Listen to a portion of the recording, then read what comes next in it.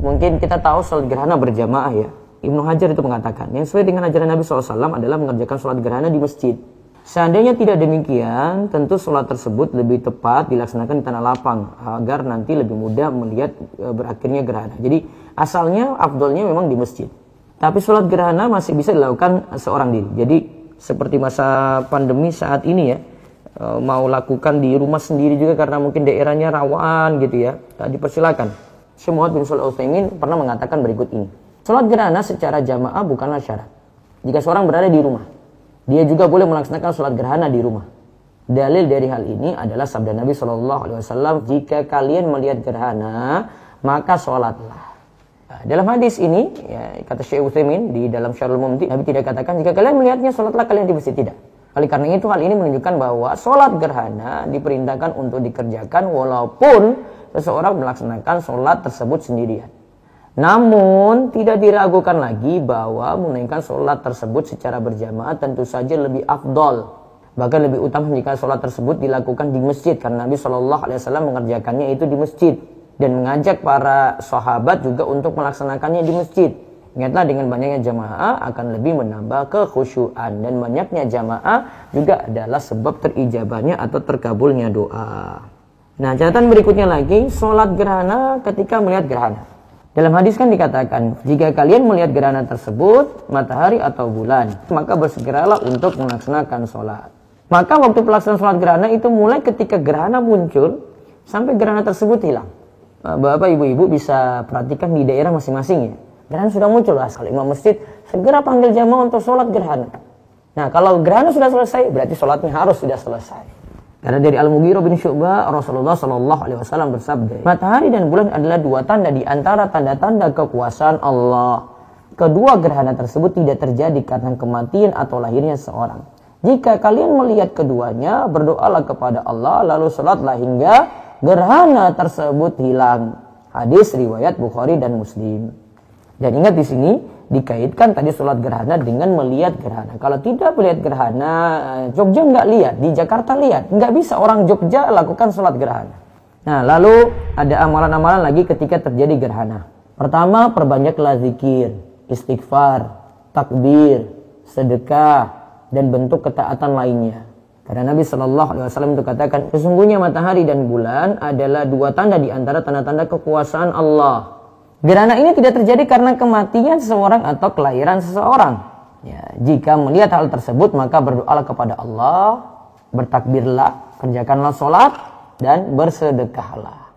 Yang amalan lagi yang dilakukan ketika terjadi gerhana adalah keluar mengerjakan sholat gerhana secara berjamaah di masjid. Ya, atau tidak bisa ke masjid, maka bisa lakukan sendirian di rumah. Wanita juga boleh sholat gerhana bersama kaum pria. Dari Asma binti Abi Bakar, beliau berkata, saya mendatangi Aisyah radhiyallahu anha, istri Nabi SAW ketika terjadi gerhana matahari.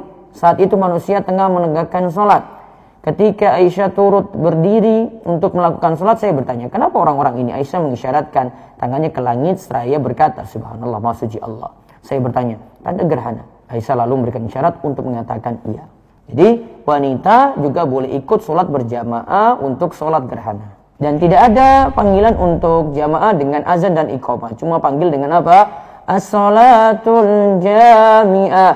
Aisyah radhiyallahu anha menuturkan bahwa pada zaman Nabi SAW pernah terjadi gerhana matahari. Nabi mengutus seorang untuk memanggil jamaah. As-salatul jami'ah. Mari kita sholat berjamaah. Orang-orang lantas berkumpul. Lalu Nabi maju dan bertakbir. Beliau melakukan 4 kali ruku' dan 4 kali sujud dalam 2 rakaat.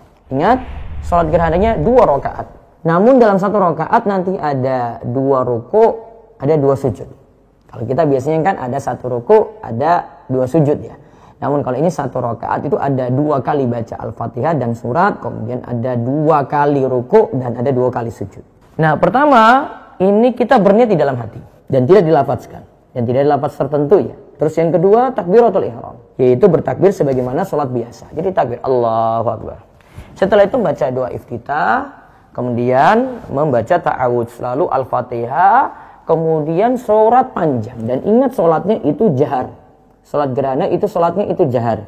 Disebutkan dalam hadis, Nabi Shallallahu Alaihi Wasallam menjaharkan bacaannya ketika sholat gerhana. Lalu sudah baca surat panjang, kemudian rukuk sambil memanjangkan rukuknya lagi. Kemudian bangkit dari rukuk, i'tidal, sami Allahu liman hamidah, rabbana walakal hamdu. Terus lanjut lagi surat Al-Fatihah dan baca surat panjang. Namun berdiri yang kedua ini lebih singkat dari yang pertama. Setelah Al-Fatihah yang kedua tadi ya, terus baca surat panjang, kemudian rukuk. Nah, rukuk yang kedua ini lebih pendek daripada rukuk yang pertama. Kemudian bangkit dari rukuk, i'tidal. Kemudian sujud yang panjangnya sebagaimana rukuk lagi. Lalu di antara dua sujud juga. Kemudian sujud kembali untuk sujud yang kedua. Kemudian bangkit lagi ke rakaat kedua. Lakukan rakaat kedua seperti rakaat pertama. Baru kemudian tahiyat akhir. Lalu salam. Setelah itu imam menyampaikan khutbah kepada para jamaah yang berisi anjuran untuk berzikir, berdoa, beristighfar, sedekah, dan membebaskan budak. Itu isi khutbahnya. Lebih bagus dengan 2 kali khutbah sebagaimana khutbah Jumat. Pernah terjadi gerhana di Saudi Arabia, waktu saya di Riyadh, terus terjadi gerhana, Syekh langsung hentikan kajian, ya, langsung kita lakukan sholat gerhana dengan rakaat yang lama, panjang, terus habis itu beliau menyampaikan khutbah itu saya terjemahkan. Nanti jamaah bisa melihat di rumeso.com, saya ada terjemahan khutbah sholat gerhana dari Syekh Soleh bin Fauzan bin Abdillah Al-Fauzan.